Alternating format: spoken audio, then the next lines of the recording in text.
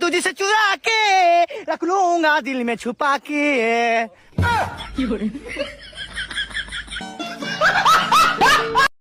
Next. আরে বেটা তুই বুঝছিস না আমি কি রাজি বলছি ভাই? আরে ভাই আপনি কি বলেন? আরে বেটা দূষণ। আরে বেটা তুই সর এখান থেকে। পাক পাক।